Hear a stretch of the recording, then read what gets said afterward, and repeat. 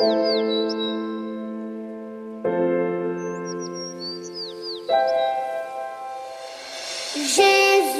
m'aime énormément. Dans la Bible, c'est écrit. Tous les enfants sont à lui. Ils sont petits et lui est grand. Oui, Jésus m'aime. Oui, Jésus m'aime. Oui, Jésus m'aime. La Bible me le dit.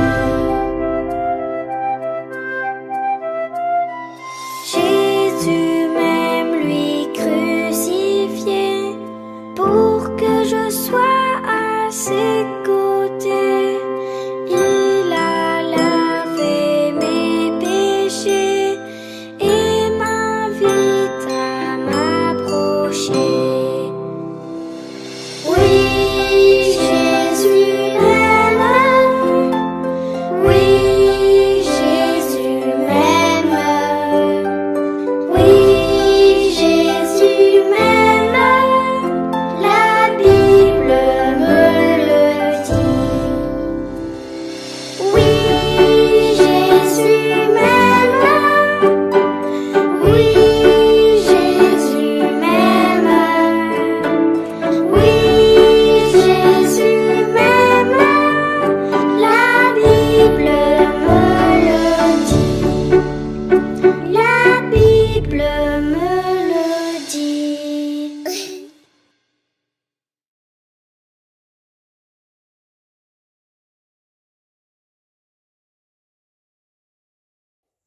Bonjour les enfants, j'espère que vous allez bien, j'espère que la semaine s'est très bien passée et que Dieu vous a richement béni durant cette semaine. Alors je profite de ce moment pour vous dire bienvenue, bienvenue sur ce programme qui est spécialement préparé pour vous. Que Dieu vous remplisse de sagesse et sentez-vous à l'aise. Et surtout, n'oubliez pas votre Bible pour la suite du programme. Encore une fois, bienvenue.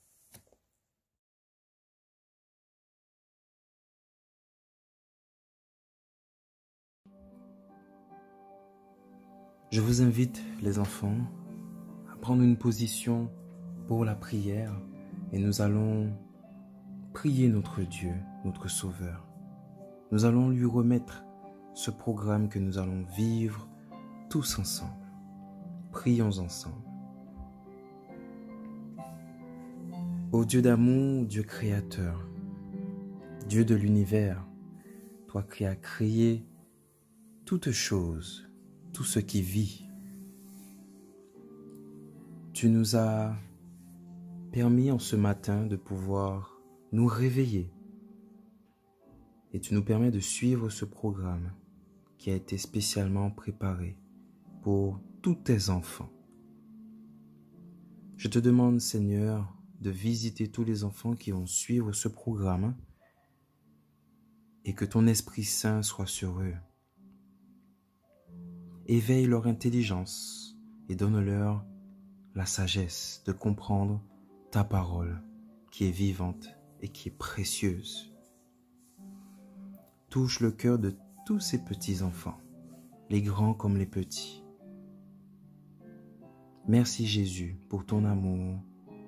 Merci Jésus pour ta parole de vie. Je t'ai prié au nom de Jésus. Amen.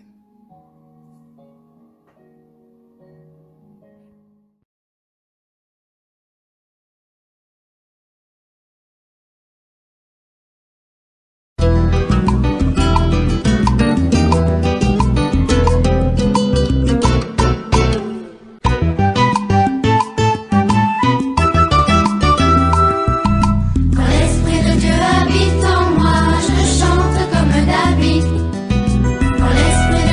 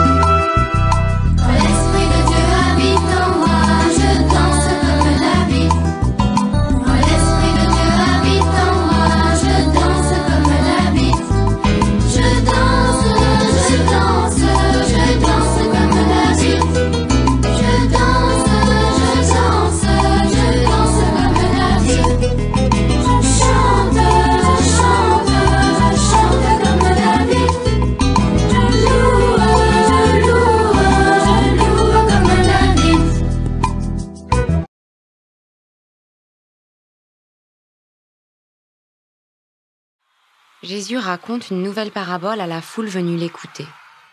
Un homme avait 2 fils. Le plus jeune dit à son père, « Père, donne-moi ma part d'héritage. » Le père partage alors ses biens entre ses 2 fils. Peu de jours après, le plus jeune rassemble tout ce qu'il a et part pour un pays lointain où il dépense toute sa fortune en menant une vie de désordre. Il a tout dépensé quand une grande famine touche le pays et il commence à se trouver dans le besoin.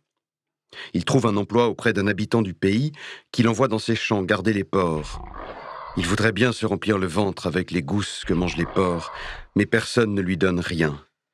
Alors il réfléchit et se dit « Combien d'ouvriers de mon père ont du pain en abondance et moi, ici, je meurs de faim. Je me lèverai, j'irai vers mon père et lui dirai « Père, j'ai péché contre le ciel et envers toi. Je ne suis plus digne d'être appelé ton fils. Traite-moi comme l'un de tes ouvriers. » Il se lève et s'en va vers son père. Alors qu'il est encore loin, son père l'aperçoit. Saisi de compassion, il se jette à son cou et le couvre de baisers. « Père, j'ai péché contre le ciel et envers toi. Je ne suis plus digne d'être appelé ton fils. » Mais le père dit à ses serviteurs, « Vite, apportez le plus beau vêtement pour l'habiller, mettez-lui une bague au doigt et des sandales aux pieds. Allez chercher le veau gras, tuez-le, mangeons et faisons la fête. Car mon fils que voilà était mort, et il est revenu à la vie. Il était perdu, et il est retrouvé. » Et il commence à faire la fête. Or, le fils aîné était au champ. Quand il revient à la maison, il entend la musique et les danses. Appelant une des servantes, il lui demande ce qui se passe. Celle-ci répond « Ton frère est arrivé, et ton père a tué le veau gras parce qu'il a retrouvé ton frère en bonne santé. » Alors le fils aîné se met en colère et refuse d'entrer. Quand son père vient le supplier de les rejoindre, il lui dit « Il y a tant d'années que je suis à ton service, sans t'avoir jamais désobéi. Et jamais tu ne m'as donné un chevreau pour faire la fête avec mes amis.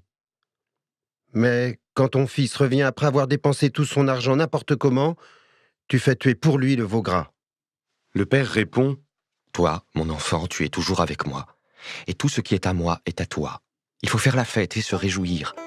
Car ton frère que voilà était mort, et il est revenu à la vie. Il était perdu, et il est retrouvé. »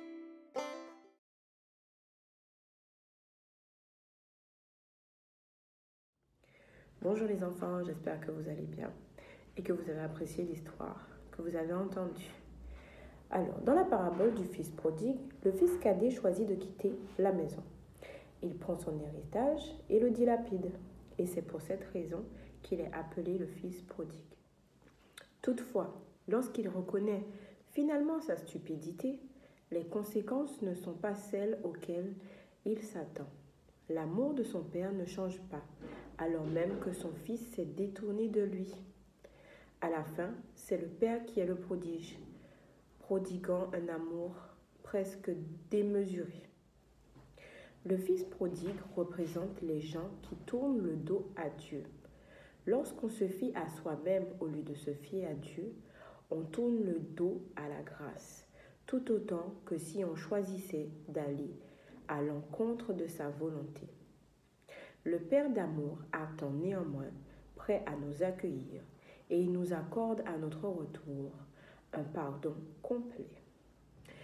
Où est la grâce dans l'histoire du Fils perdu? Le Père fête le retour de son Fils. Le Fils est rétabli dans la famille. Il est accepté à nouveau, parce que lorsqu'il est parti, il a blessé toute sa famille. Et d'après vous, où est l'amour dans cette histoire? En fait, le thème de cette histoire est l'amour démesuré, mais ni le mot amour ni le mot démesuré ne sont utilisés.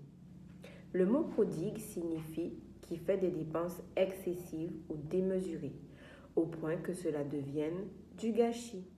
Nous allons prendre nos Bibles au chapitre de Luc 15, verset 13, et chercher le mot qui indique que le fils cadet était prodigue. Peu de jours après, le plus jeune fils, ayant tout ramassé, partit pour un pays éloigné, où il dissipa son bien en vivant dans la débauche. Alors, le mot, est-ce que vous l'avez trouvé? C'est le mot dissipa. À part l'argent, qu'a-t-il dissipé? Il a dissipé ses liens familiaux. En partant, il a fait du mal à tout le monde. Sa santé, le respect de soi, puisqu'il faisait il allait dans beaucoup de fêtes, il a gaspillé son argent rapidement. Et aussi ses années de jeunesse et ses possibilités, puisque avec son argent, il aurait pu faire quelque chose de bien. Ellen White écrit « Quelles que soient les apparences, toute vie égocentrique est perdue. Quiconque veut vivre loin de Dieu dissipe ses biens, gaspille ses plus précieuses années, les facultés de son esprit, de son cœur et de son âme, et court à une ruine éternelle. » Une ruine éternelle, on dira que c'est perdre sa vie éternelle. Mais attendez, il y a 2 prodigues de plus dans l'histoire. Nous en trouvons un au verset 28. Qui est-il? Il se mit en colère et ne voulut pas entrer. Son père sortit et le pria d'entrer. Il s'agit du frère aîné. Cette histoire parle de grâce. Alors, nous ne voulons pas trop parler du frère aîné, sauf pour dire qu'il n'a rien compris. Il croit que la clé, ce sont nos actes, mais ce n'est pas vrai. La grâce, c'est ce que Dieu fait pour nous. À la fin de l'histoire, ce fils se trouve dehors. Il se fie à ses œuvres. Il est loin de la grâce. Trouvons maintenant le vrai prodigue de cette histoire. Cherchez au verset 22 et 23. Qui est-il? Mais le père dit à ses serviteurs, « Apportez vite la plus belle robe et l'en revêtez. Mettez-lui un anneau au doigt et des souliers aux pieds. Amenez le veau gras et tuez-le. Mangeons et réjouissons-nous. » Il s'agit du père. Et dites-moi, en quoi est-il gaspilleur ou extravagant? Avec son amour, parce que malgré que son fils soit parti et qu'il revienne sans rien, il est tellement content de le revoir qu'il court vers lui et l'accueille avec beaucoup d'amour et de joie. À votre avis, cette histoire de grâce parle-t-elle du fils prodigue ou du père prodigue? Eh bien, il s'agit des deux. Mais Jésus l'a raconté pour montrer un aspect du caractère de Dieu. À propos du père, est-ce qu'il est allé supplier son fils de revenir? Non, il veille et attend son retour. Il se précipite ensuite à sa rencontre. Souvenez-vous, où que vous alliez et quoi que vous ayez fait, Dieu attend les bras grands ouverts. Lisez Luc 15, le verset 7. De même, je vous le dis, il y aura plus de joie dans le ciel pour un seul pécheur qui se repent que pour 99 justes qui n'ont pas besoin de repentance. Nous pouvons comprendre maintenant 1 Jean 3, verset 1. Lisons-le ensemble à haute voix. Voyez combien le Père nous a aimés pour que nous puissions être appelés enfants de Dieu. Nous commençons maintenant à voir que la grâce nous rappelle l'amour démesuré de Dieu.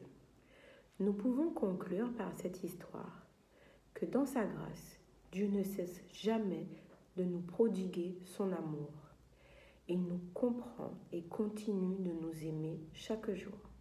Pour clôturer, je vais vous lire le verset de Jude 1, versets 24 et 25.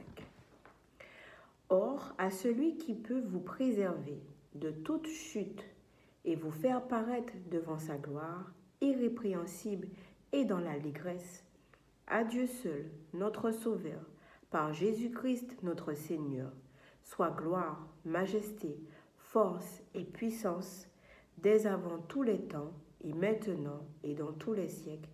Amen. À bientôt les enfants. Voici quelques activités et coloriages. Ici, tu pourras colorier le fils prodigue avec son père. Mets l'histoire dans le bon ordre. Aide le fils prodigue à retrouver le chemin de chez lui. et colorie comme il te plaît. Retrouve la phrase clé ainsi que le mot mystère.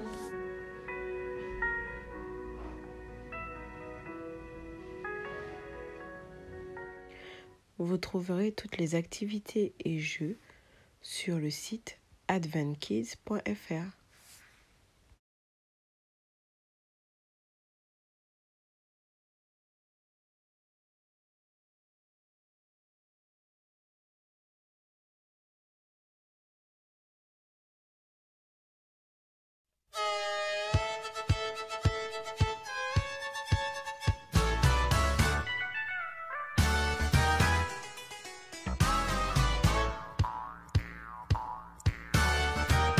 Quelquefois je ne sais pas pourquoi ça ne marche pas, malgré tous les efforts que je fais. Mais alors je me rappelle, j'ai un ami dans le ciel, et avec lui j'y arriverai. Je ferai comme il veut, c'est ce qu'il y a de mieux. Je ferai comme il veut, c'est ce qu'il y a de mieux. Dans tous mes petits problèmes, je peux me confier en Dieu, il s'occupera du reste si je fais comme il veut. Souvent je ne comprends pas pourquoi je dois passer par là, mais je sais qu'il a ses raisons. Et si parfois ça ne va pas, je n'ai qu'à écouter sa voix, il a toujours la solution. Je ferai comme il veut, c'est ce qu'il y a de mieux. Je ferai comme il veut, c'est ce qu'il y a de mieux. Dans tous mes petits problèmes, je peux me confier en Dieu, il s'occupera du reste si je fais comme il veut.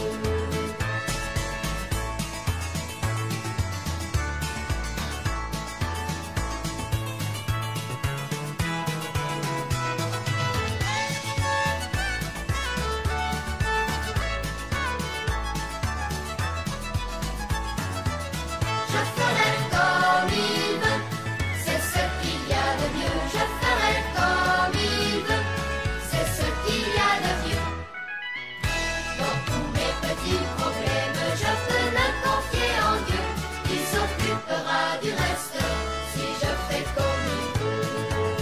Je ferai comme il veut, c'est ce qu'il y a de mieux. Je ferai comme il veut, c'est ce qu'il y a de mieux. Dans tous mes petits problèmes, je peux me confier en Dieu, il s'occupera du reste si je fais comme il veut. Il s'occupera du reste si je fais comme il veut.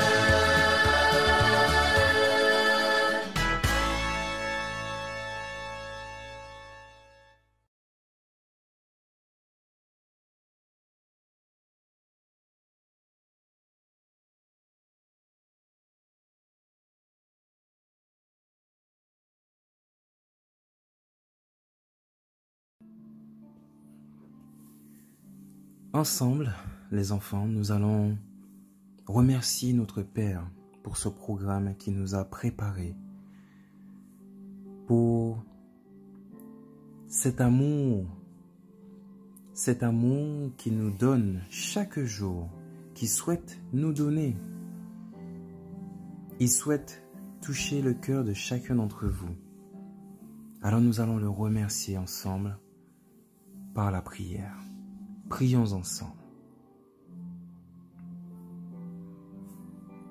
Merci Papa éternel, merci Dieu créateur, toi qui as créé l'univers, le ciel, la terre et tout ce qui y est contenu.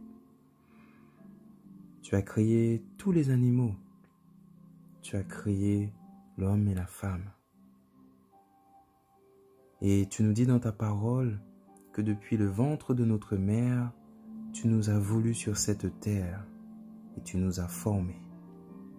Merci Éternel pour ton amour, pour ta grâce envers nous.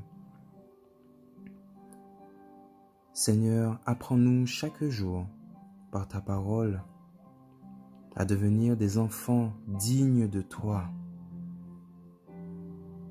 dignes de ton amour, Apprends-nous à te rendre honneur dans nos actes, dans nos paroles, dans nos pensées. Merci pour ce sabbat, ce doux sabbat où nous pouvons prendre le temps pour étudier ta parole, pour passer du temps avec ceux qui nous entourent et aussi donner de l'amour à nos proches, nos amis et les autres personnes parfois que nous ne connaissons pas. Merci Papa éternel encore une fois. Veille sur chaque enfant qui écoute actuellement. Je t'ai prié au nom de Jésus et pour ta sainte gloire. Amen. Amen.